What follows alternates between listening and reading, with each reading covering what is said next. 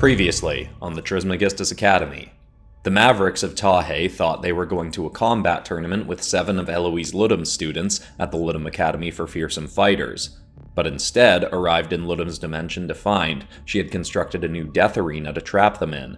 She even invited the Archon demons to watch the battle unfold between the Mavericks, her own students, the monstrous laughing Littles she'd scattered around the arenas, and the final bosses for her students and the TAHE kids. The Mavericks had concocted a plan with a few of the fearsome fighters to get Ludum out of her dimension, weakening her and finally defeat her for good, but that will be much harder to achieve now. Waru, one of Ludum's students, a young man reincarnated into this life after dying at the age of 25 in his last life, is one of Ludum's students planning to help take her down, along with Katas, aka Talé Fanimo.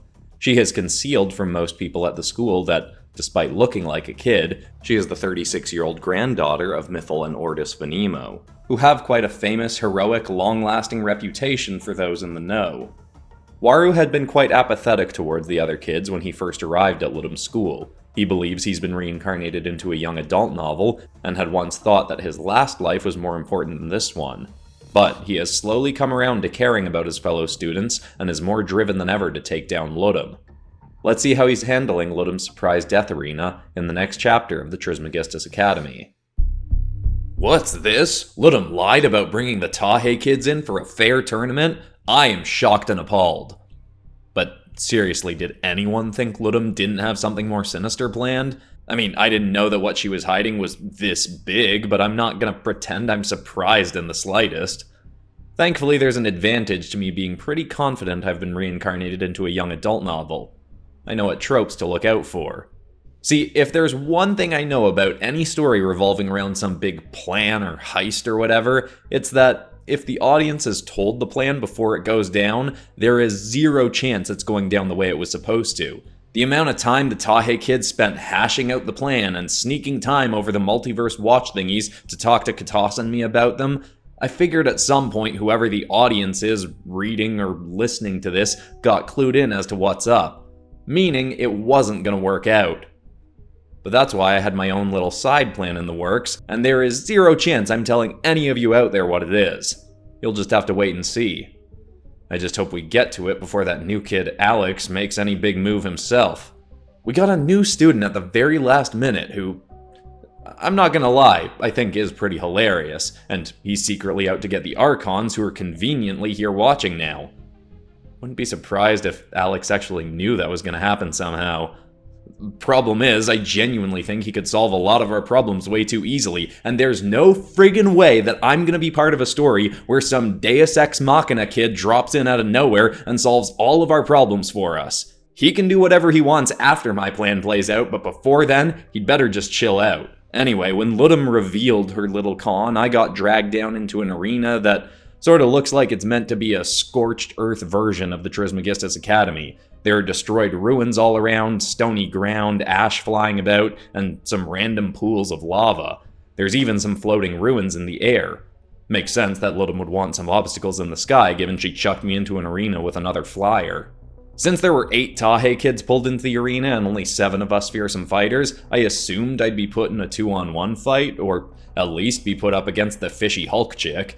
Instead, Katas and I were shacked up against the Green Lantern angel sort of dude Zenith and Naseko. I'm guessing Ludum hoped I'd absolutely smoke Naseko since that kid's the one who tore her arm off. I didn't get why the Zenith kid was here though. I really thought I'd be up against the Fish Hulk. Zenith looked surprisingly shaken to be in one of Ludum's arenas. Thought he was supposed to be one of the tougher TAHE kids, but whatever. When the fight started, we were probably all thinking the same thing. We have to make this look good without killing each other. I called in my flight and speed orb. Ludum knew I'd gotten pretty good at using 2 ability orbs at once in classes, but hopefully she'd think I was saving up my energy for later. Luckily, it seemed like she was kinda distracted and paying attention to another arena for a while. We still had to make it look good for the crowd, though. I shot towards Zenith and he made himself a glowing set of wings to spring up out of my path. Naseko apparently stepped up her weird magic spore powers because she shot a bunch of colorful dust that turned into a big dragonfly thing that grabbed her and started flying her all around too. I let Katas focus on her. I wondered how long it would take for Ludum to notice that Katas didn't have her Starblade on her. Turns out Katas can make these little white mist daggers that she can throw and teleport to as well, but she couldn't chuck them as far as her Starblade, and they'd fizzle into nothing after a few seconds. Still, she's pretty tough, so Vinda and Sammy holding onto her main weapon outside the arena wasn't too much of a setback. Bit of sizzle there, I guess, but I'm still not telling you the plan. Katas did some leaping around on the floating rocks and debris pretending she was trying to land a blow on Naseko. Soon, we started seeing some littles skulking around and climbing up out of the magma, so we all turned our attention to them and started trying to stay away from each other. I didn't know how long Ludum would stay distracted for, but hopefully long enough for Vinda and Sammy to get into position. The floating platforms with everyone up above watching were far enough away that unless I stopped and stared, it was hard to tell who anyone was. They were going to have to give us a signal of some kind. I was absolutely smoking this magma golem looking little when the headmistress jump scared us by yelling something about Alsaya before she was cut off by one of the Archons. We didn't hear what she said after that in our arena, so we just kept going. A few other fiery littles tried to pile on me. One looked like Incineroar from Pokemon, another looked like some Digimon whose name I forget, and one even looked like a Bionicle, which was a deep cut I didn't expect. Luckily, Katas darted in and distracted some of the smaller ones so I could focus on the big golem guy. I quickly snatched my strength and durability orb to use at the same time as my flight orb. I darted to the other side of the golem, and before the lumbering matchstick could turn around, I snatched its stumpy leg and flew straight up. It was a bit heavy even for me, but I used my upward momentum to swing it over my head and hurl it right back down into the ground. It cracked the earth and exploded into stone and lava. There was some distant cheering. I looked up and saw my score jump up to 3.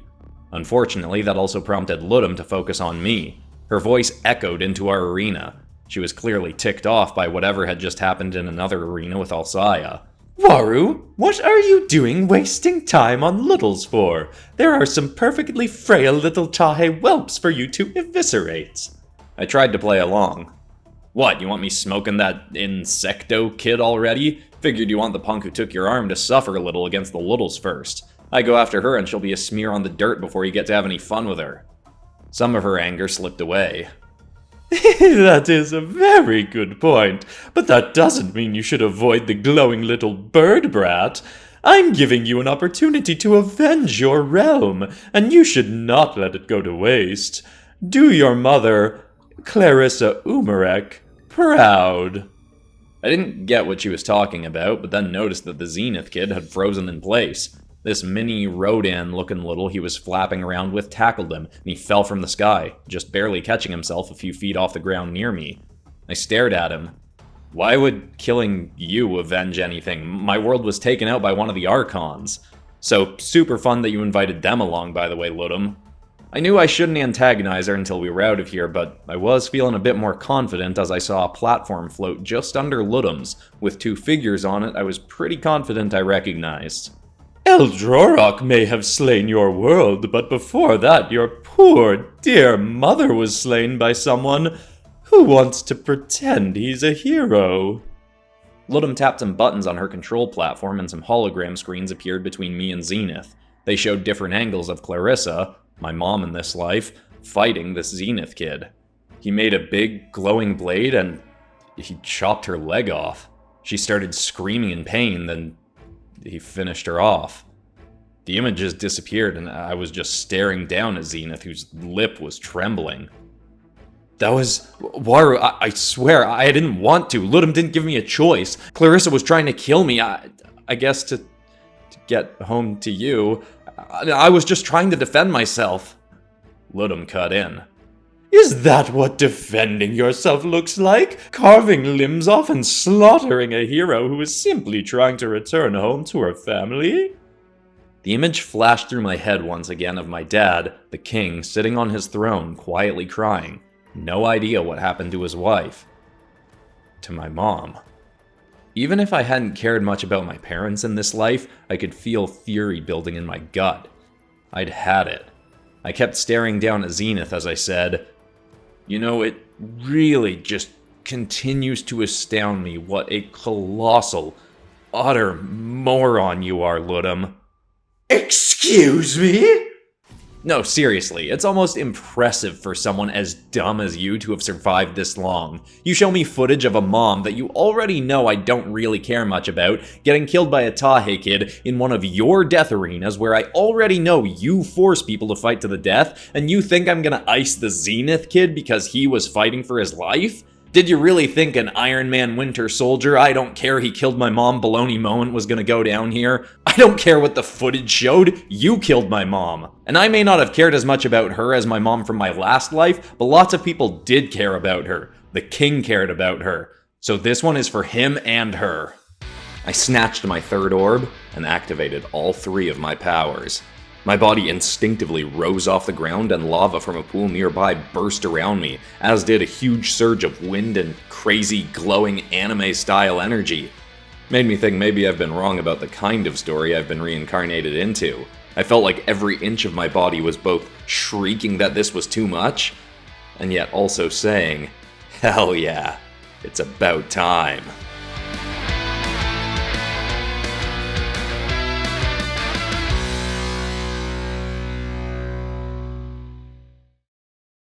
I knew there was a barrier somewhere above the arena to keep us in, but I flew straight towards Ludum anyway. I got closer than I expected before I smashed against a force field, but I wasn't going to let that stop me.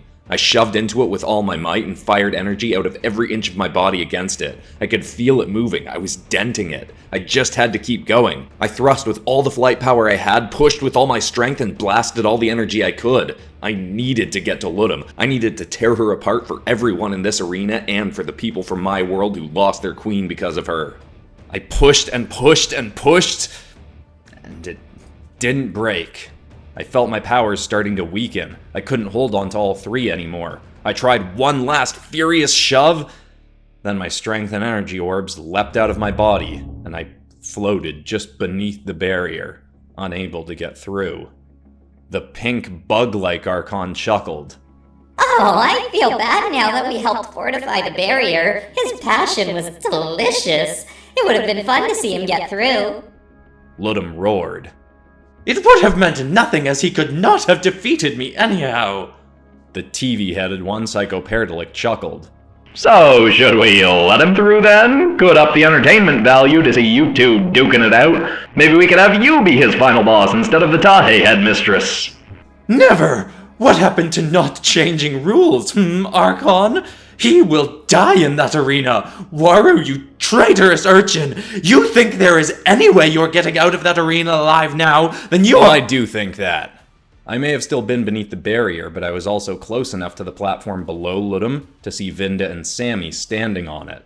I could also see a familiar weapon stuck to the bottom of the platform with Sammy's goop. I couldn't conceal my grin as I said to Ludum, and I think I'm getting out of here a lot sooner than you think. I winked, as if to her, but it was really a signal to Sammy. He snatched Katas' Starblade off the bottom of the platform and handed it to Vinda. With her tail, she hurled it at incredible speed right up to soar in front of Ludum's platform. I looked down to make sure Katas had seen, and she'd already vanished in a puff of white smoke. I looked back up to see her appearing on the other side of the barrier, soaring up with her weapon right towards Ludum. Ludum leaned over her control platform in confusion. Her neck was right in the path of Katas' blade. I wanted to hear that slice so badly. But Katas' body was stopped in midair as the arm of the big kaiju-like Archon had reached down and snatched her. That power looks familiar. He pulled Katas away from Ludum and held her in front of his face. Seeing you closer, you're a little god-grower, aren't you? Katas ignored him and hurled her blade at Ludum. Unfortunately, one of Psychoparadilic's tendrils shot up and stuck right through the middle, keeping the weapon away from Ludum. You know, it's pretty rude you making us protect Ludum like this, but this show is long from over and I haven't seen nearly enough child endangerment yet. I am curious though, are you really one of Fanimo's descendants? Katas teleported out of the Kaiju Archon's hand right to her weapon and tried to rip it free from Psychoparadilic's tendril. I am Talé Fanimo, and I will slay Eloise Ludum. Then I will tell my grandparents, Mythil and Ortis Fanimo, everything I've learned of what you Archons are doing to the multiverse, and I will lead them in a charge to slaughter you all. Kaijagrex leaned in. So they don't know what we're up to yet, then. Good. Psycho waved one of his forehands dismissively. Yeah, good to know. Explains why they haven't come after us yet. But if you want to pull off an attack on us like that, little god queller, you're gonna have to make it through this party first. The Archon thrust his tentacle out with her on it, then rapidly retracted it. Talé, now holding her Starblade, started falling towards the top of the barrier. She tried hurling her Starblade towards Ludum again, but Psycho batted it right back towards the ground with one of his tendrils. Ludum furiously hit some buttons on her platform. Oh, Fanimo, in my school? Well, that is just peachy. Vinda, Sammy, congratulations! Your application to participate in this little soiree has been accepted. Sammy and Vinda's platform suddenly crumbled to dust and they started falling too. All of them fell right through the barrier. I caught Katas but was too drained to grab the others. Thankfully, Zenith and Naseko clearly got that these guys were on our side now, and they flew over to grab them and carry them to the ground. I guess I can explain the plan now that it failed. The more insane Ludum became over the last few weeks, making more and more of us fearsome fighters go up against literal death traps to train, the more kids started getting on the fence about whether the school was worth attending. Knowing we'd be sent to the Little Lands if we tried fleeing made things worse. Vinda and Sammy may be pretty slimy, but even they didn't like waking up every day knowing Ludum may have snapped a little bit more and been ready to gut them just to push some of the tougher kids to get better. I talked them around to helping me take down Ludum, and Katas agreed to give them her weapon so that, if anything went wrong, from the crowd they could be ready to toss the Starblade at Ludum, knowing Katas, Talé, could teleport to it and hopefully use her portable pocket dimension to trap Ludum, or, just cut her head off. I know I was supposed to carry that portable pocket dimension thing around for the original TAHE plan, but like I said, I was pretty confident that one wasn't going to work out. Talé knew there was a good chance of that too. She and I still didn't see eye to eye on everything, but we'd gotten close enough over the last couple months that I had even ended up telling her about my whole past life deal. Thought she might think I was nuts, but turns out her life has been pretty jam-packed with things that are nuts as it is. It was nice having somebody know. Made me feel like, someone here actually knew me for real. Anyway, so much for my plan, and now I'd incurred Ludum's wrath. But honestly, I was kinda into it. It was nice not having to pretend that I was on that nutjob side. There were still littles around us, but I figured since we could all work together now, we'd make pretty quick work of them. But then a new figure emerged from one of the lava pools, and this one wasn't a little. Ludum yelled. These irksome Archons may be opposed to me changing the rules mid-game, but I did ensure to place in a few curveballs for a situation like this. If any of my students betrayed me, they'd then be targeted by one of their own professors. He cracked his knuckles, and as he did, all the lava burst off him and fizzled away. Professor Kesar Kekuat sneered. Time to teach you one last lesson, Waru. That being, no matter how hard you train and how tough you get, there will always be someone tougher than you out there. The others all readied up like we were in this together, but I wasn't having it. You all handle the littles. Vinda, Sammy, play nice with the TAHE kids. I'm gonna take down Kekuat alone. The others were hesitant, but littles were coming in fast, so Vinda, Sammy, and Naseko sprang into battle. Zenith hung behind for a second and said, I really am sorry, Waru. Clarissa didn't deserve me killing her like that. I shrugged. It was a fight for survival and you wanted to live. You didn't do anything I wouldn't have done. I got no grudge against you, and I bet Clarissa wouldn't either. You want to avenge her death? Help us get out of here and take out Ludum. The sap looked like he was about to cry, but he nodded and shot off into a fight. Then Talé was the only one who remained next to me. Are you facing Kekuat alone because you want to protect us, or do you just want the glory of killing him for yourself? I grinned. Can it be a bit of both?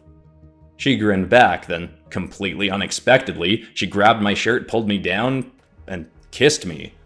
That pink Romillisect Archon said, Oh, delicious! A first kiss before he takes his last breath. What a beautifully tragic moment this will be.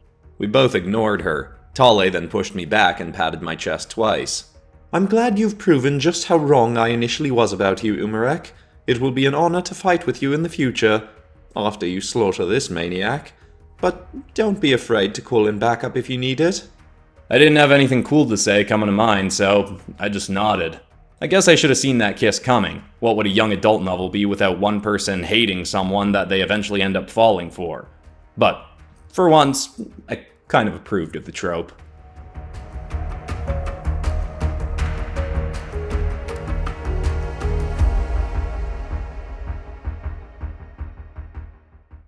Oh, I was not aware that I was being brought into the non-canonical advertising realm today. Is there anyone else here to help me in the promotion of the latest PopCross Studios novel, Fear of the Demon Hunters? I'm here as well, Dresden. Fitting considering we both played roles in how this tale unfolded, though we've yet to have a canonical conversation with one another. Both true, though your role in this story was significantly more important than mine. Larger, but I would hesitate to say more important. Your own redemption arc laid the groundwork to inspire the redemption that occurs in this tale through multiple characters as they struggle to face demons both external and internal. I appreciate that, and would like to compliment your eloquence in how you stated it. Your compliment back is also appreciated. We really should have a canonical conversation sometime, not revolving around the promotion of a novel or coloring book. Which, by the way, the PopCross Demons coloring book has images right out of Fear of the Demon Hunters, if you'd like to color some of the artwork yourself. Yes, the novel also includes an exclusive bonus chapter and episode that you gain access to by purchasing the paperback or ebook editions. The link is at the end of Chapter 7 inside. Quite true. Now, while I'd love to continue to chat, I believe we should return the audience to today's tale at hand. Indeed. So long, Capri. Talé sprang off into her own little battle, and I readied up to fight Kekuat. I'd only caught glimpses of what he could do, but I had a pretty good idea of what his powers were. Spiky banana hair like that, a name that basically sounds like Kakarot. This dude definitely had some Super Saiyan type abilities. But so did I. How many points am I gonna rack up when I kill you, Kekuat? Am I going straight to the final boss when I smoke you? Kekuat started floating off the ground and his body began glowing blue. You would get 10 points if you could take me out, but that ain't happening, kid. You ain't got it in you, I know your power level. I grabbed my strength and durability orb, activating it along with my speed. Yeah? What's your power level? Over 9,000? Dunno what that means, but it's well over your level, punk. I'll make this quick. He shot towards me so fast that if I'd blinked I would have missed it. I tried to dodge, but his fist smoked me right in the forehead and I flipped backwards. I bounced off the ground, but then stopped in midair. He instantly came at me again, but this time I slipped my head to the side, and his fist passed me. I grabbed him by the neck and tried to hurl him into the ground, but he grabbed my arm, ripped it off him, then headbutted me in the nose so hard that I slammed into the ground. Next thing I felt was a fist driving into my stomach so hard I thought I was gonna barf. Another fist came down, but I caught it, just for him to spin around and kick me in the head, sending me spiraling across the arena. Once again, I stopped in midair, but instead of him flying at me, a beam that I'm not even gonna pretend is legally distinct from a Kamehameha exploded into me and sent me soaring back until I smashed into the wall of the arena. It was at that moment that I realized I might have underestimated this guy. I wanted to wait, but I knew that wasn't an option. I grabbed my third ability orb and my body went full power again. Hadn't noticed it before, but my own hair went sorta Super Saiyan looking too. I didn't know how long I could hold it, so I shot through the air to meet Kekuat, who was coming right at me. I thrust my hand forward and fired my own energy beam. He dodged aside and threw a fist at my face. I thrust my other hand up beneath it and shot another beam, hitting his arm way off course. I tackled my shoulder right into his stomach, then aimed down and slammed him into the ground, soaring forwards and grinding his back against the stone. He swung a fist up under me and slammed my stomach again.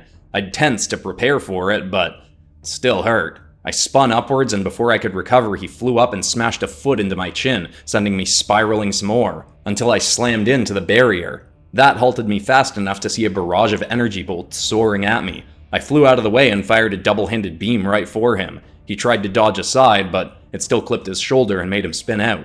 I took that shot to fly at him full force. I even shot beams backwards to propel me forward faster. I felt the sound barrier burst around me just before I slammed my body into him and drove him into the ground so hard it made my entire body quake, along with the earth around us. I didn't let up. I smashed my fists over and over and over and over and over again into his head. I really felt like I was getting somewhere, but I was also getting more and more drained as well. I couldn't hold all 3 powers in much longer. I threw down my hands and shot a beam right into his chest. It was bright enough to blind me and almost sent me flying back. I wanted to keep going, but out of my control, my energy and flight orbs leapt out of my body. The beam stopped. As my vision cleared, I just stared down at him. He wasn't looking good, but he was awake. Ugh, not bad, punk, but not good enough. He smashed a lightning-fast fist into my head and sent me hurtling back. I rolled across the ground to a stop. I wanted to leap up, but barely pushed myself off the ground. He was already on his feet and marching towards me again. I didn't know what to do. I felt like I could maybe call my abilities in again, but I was getting more and more drained, and we still needed to take out Ludum. Not to mention the little Katas still waiting in the wings that I may have to go up against now that I was essentially on the Maverick side. Either way, this wasn't the final fight of the day. I couldn't toast myself here. I didn't know how long I could handle using my full powers. But then an idea hit me that I'm astounded I hadn't thought of earlier. Well, actually, I guess it kinda makes sense. I wasn't exactly big on thinking about other people before. Talé, you better not think less of me for this, but I need that backup after all. I hadn't even looked around to see where she was when her starblade struck the ground next to me and she teleported to it. No shame in needing a hand from a more experienced warrior, Waru. She pulled me to my feet in an instant. So, how shall we handle this? I think you're actually gonna handle this yourself, but hopefully with a significant upgrade. I let my strength and durability orb fly out of me, leaving me with no active powers. I can only handle these 3 powers at once for a short period of time, but maybe a god queller can use them longer. I guided my orbs to float right in front of her. She realized what I was doing and looked me in the eyes excitedly. Will this work? I shrugged. One way to find out. I thrust all of them into her chest, and white mist exploded from her so forcefully that I was knocked back off my feet to the ground again. Hurts a lot more hitting the ground without my powers active. When the dust cleared, I saw one of the coolest sights I'd ever seen. Copyright issues be darned, there was nothing more fitting to call what I saw there than Super Saiyan Talé. Her braid had burst from her hair and turned into glowing white spikes, and she was floating with a swirling aura around her. Kakarot looked surprised but kept coming. He leapt off the ground, but moving so fast I didn't even see her throw it, Talé's starblade impaled into Kakarot's shoulder. Talé clenched her fists and dozens of white smoking blades appeared around her, then shot towards Kakarot like guided missiles. With her weapon still lodged in his arm, he tried to dodge around all the projectiles, but was still pelted with a bunch of them. He fired a one-handed beam towards Talé, but before it reached her, she teleported to her weapon and ripped it from Kakarot's arm. Before he could even shriek in pain, she smashed her fist into his chest, and he rocketed into the ground. Before the dust had even cleared, she hurled her blade down to him. It didn't hit him, but instead, 2 parts of the blade impaled the ground on either side of his neck, pinning him. Talé then soared down and slammed her foot into his chest. You may not be my true target, but I accept the glory that comes from slaying a child-torturing fiend like you, Kakarot, and I'm going to enjoy it. She grabbed her blade and swiped it to the side. Blood splattered the ground, and our professor's head rolled free from his body. I cheered Talé on, but she instantly soared over to me, nearly tackling me. Alright, that was fun, but get these out of me. I feel as though my heart is going to explode. Oh, sorry, yeah. I instantly called my energies out. She dropped to her feet and her hair fluttered down over her shoulders as she panted in excited exhaustion. That was brilliant, Waru. Good. We'll have to try it again once we're out of here and can get face to face with our delightful headmistress, I said, hoping Ludum was listening. Katas' score jumped up to 14, added on to 2 littles she'd killed earlier, but as her score rose, Ludum yelled. You may have killed Kakarot, but you are not escaping this arena with your lives. You will die for our entertainment, and that is all your lives will amount to. A spectacle for my bravest amusement. I chuckled. Yeah, sure. If you believed that, you probably wouldn't sound so terrified. It was kind of infuriating that my escape plan hadn't worked, despite me keeping it a secret, but ultimately, I knew it was okay. Everything wasn't going to plan, but it was still going pretty fantastically well, all things considered. Even if I hadn't gotten to land the final blow in that big fight, helping Talé do it almost made it feel even better. Ugh, I'm becoming such a softie, it's gross. Anyway, even if I didn't love falling back to him for our escape plan, I knew somewhere that new kid, Alex, had our back. See, since Ludum was busy focusing on us, I knew she hadn't been paying attention to what was going on off-screen.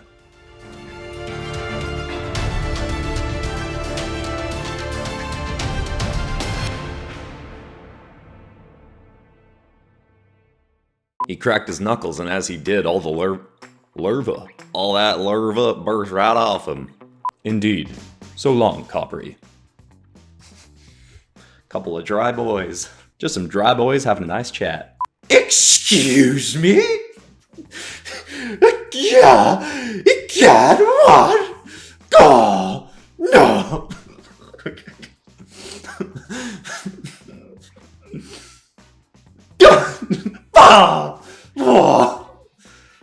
Okay, come on. She shrieked. If you're enjoying the Trismegistus Academy and you haven't checked out all my other series, you might want to jump into something like Starseed Psyche or maybe Mytholethal. Both of those are up on both YouTube and Spotify, so you could listen to them while you walk around or whatever. But besides that, that's all for today, except of course for ending this video on some kind of positive or inspiring note, and the thought I want to leave people with today is a quote I read this week from Rumi, which really hit me, which said, "If everything around you seems dark, look again. You may be the light." I don't even think I want to explain what that means to me, I just want to let it resonate to you however it does. I hope that's inspiring, I love you all, and I'll see you all in the next episode on Friday.